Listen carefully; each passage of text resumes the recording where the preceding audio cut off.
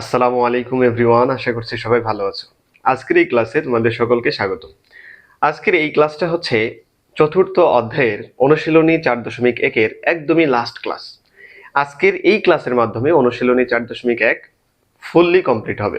তো চলো শুরু করি। আজকের এই ক্লাসে একটা সৃজনশীল প্রশ্ন সলভ করব, যেটা তোমাদের অনুশীলনী 4.1 দেওয়া আছে। তো আমি যদি প্রথমে এই সৃজনশীলের ক নাম্বার প্রশ্নটা একটু খেয়াল করি, কি দেওয়া উদ্দীপকটা একটু উদ্দীপকের সাথে ক নম্বর প্রশ্নের কোনো সিমিলারিটিস নাই, থাকতেও পারে, অনেক সময় নাও থাকতে পারে। সূত্রের সাহায্যে গুণ করো। আমরা কিন্তু সূত্রের সাহায্যে অনেকগুলা গুণ করে আসছিলাম পূর্বের ক্লাসে। যদি কেউ না করে থাকো তাহলে পূর্বের ক্লাসটা দেখার অনুরোধ রইল। পূর্বের ক্লাসটা তুমি কোথায় পাবে? আমাদের ফেসবুক পেজে পাবে, অথবা ইউটিউব চ্যানেল সায়েন্স একাডেমিতে যদি যাও তাহলে ইউটিউব চ্যানেলেও ক্লাসগুলো পেয়ে যাবে। তো সূত্রের সাহায্যে গুণ করে এই অঙ্কটা যদি আমি করি, যেমন 2x, আচ্ছা মার্কারটা কালি হয়, 2x plus 3, 2x minus 7।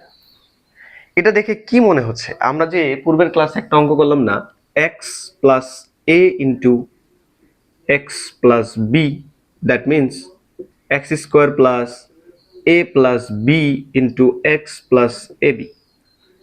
এই ফর্মুলা যদি আমি জানি, একটু খেয়াল করি, এখানে 2x আছে, এখানেও 2x আছে, দ্যাট মিন এখানে যা থাকবে এখানেও তা থাকবে।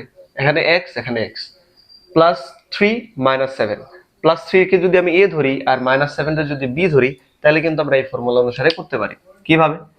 যেমন x স্কয়ার, তার মানে 2x তার উপরে whole square, plus a plus b অর্থাৎ 3 মাইনাস 7, 3 প্লাস মাইনাস 7 মানে কি মাইনাস প্লাসে মাইনাসে minus, okay, into x plus ab, a হচ্ছে 3 আর b হচ্ছে মাইনাস 7, ওকে।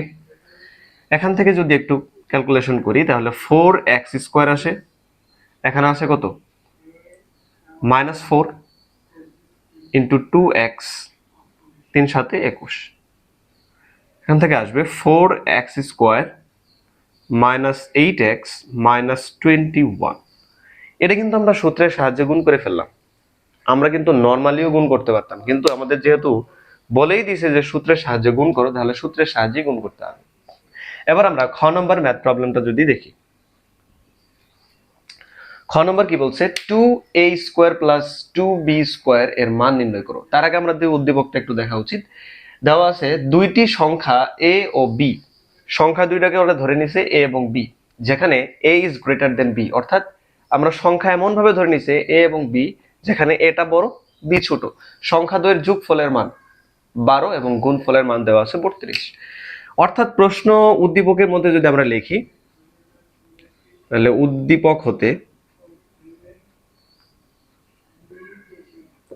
লিখতে পারবো দুইটি সংখ্যার যোগফল a প্লাস b ইকুয়াল 12, ওকে।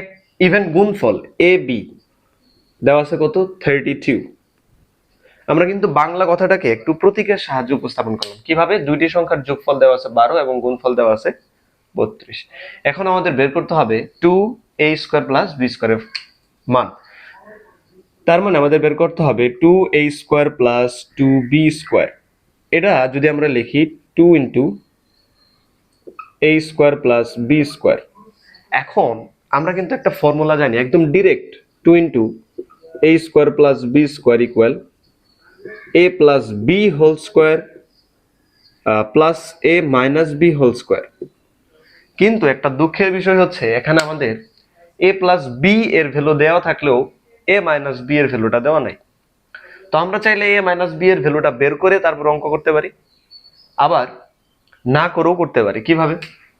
একটু দেখি। 2টাকে ওইভাবেই রাখলাম, আর এইটুকু অংশকে a স্কয়ার প্লাস b স্কয়ারের ফর্মুলায় ভাঙলাম, তাহলে কি হবে? a plus b whole square minus 2ab, okay. এইভাবে ভাঙা যায়। তো এখানে যদি আমি একটু ভ্যালুটা বসায় দেই, কত আসবে? 2। a প্লাস b এর ভ্যালু হচ্ছে 12, তার উপরে স্কয়ার, মাইনাস 2 ইন্টু ab এর ভ্যালু হচ্ছে 32। তো এখান থেকে আসবে কত? 2, 144 মাইনাস 32 দোকানে কত? 64। তো এখান থেকে আসবে কত, একদম যদি অ্যান্সারটা একদম লিখে দিই, এখানে আসবে 144 minus 64, okay, into 2, that mean 160। এটাই হচ্ছে আমার অ্যান্সার। এই অঙ্কটা কিন্তু আমরা অন্যভাবে করতে পারি। এখান থেকে আগে a মাইনাস b এর ভ্যালুটা বের করে 2 into a square plus b স্কয়ারের ফর্মুলা বসায় অঙ্কটা করা যাবে। তো এখন আমরা করব গ নাম্বার ম্যাথ প্রবলেমটা। গ নাম্বার প্রবলেমটা একটু দেখি। a plus 2a whole square minus 5b square equal, দেখাইতে হবে আমাকে 176। এখন একটু খেয়াল করি, যদি আমি এখান থেকে করা শুরু করি গ নাম্বার ম্যাথ প্রবলেমটা,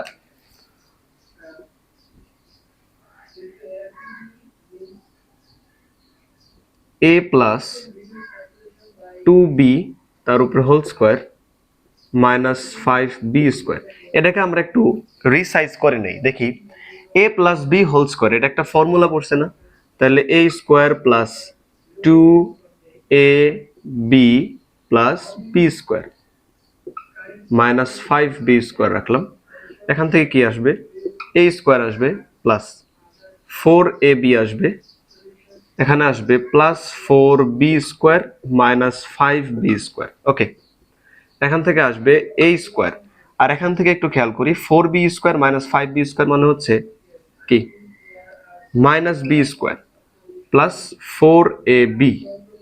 এখন a স্কয়ার মাইনাস b স্কয়ারের ফর্মুলা যদি বসাই a plus b into a minus b, okay, তারপর হচ্ছে প্লাস 4ab। এখন আমরা এটাকে যদি একটু সিম্পলিফিকেশন করি তাহলে এই জিনিসটা পাই। এখানে আমাদের জানা ভ্যালু কি কি আছে, a প্লাস b এর ভ্যালু জানি আর ab এর ভ্যালুটা জানি, a মাইনাস b এর ভ্যালুটা কিন্তু আমরা জানি না। এখন আমরা লিখতে পারি যে এখানে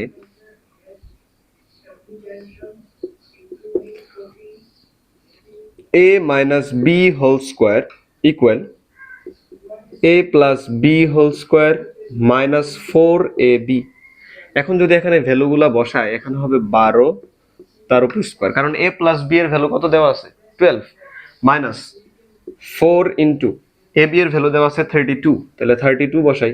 তো এখান থেকে আসবে কত, এখান থেকে আসবে 144, আর এখান থেকে আসবে কত 4 ইন্টু 32, এটা আসবে 128।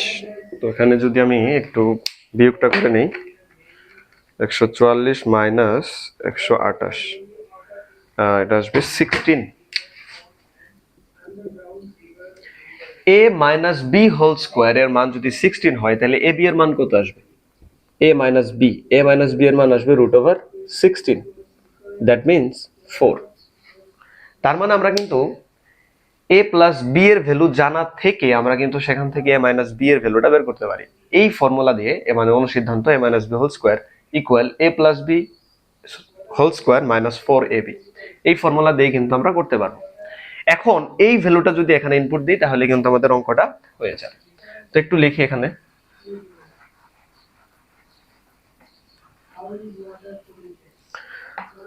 আমরা লেফট হ্যান্ড সাইড হিসেবে একদমই লিখতে পারি লেফট হ্যান্ড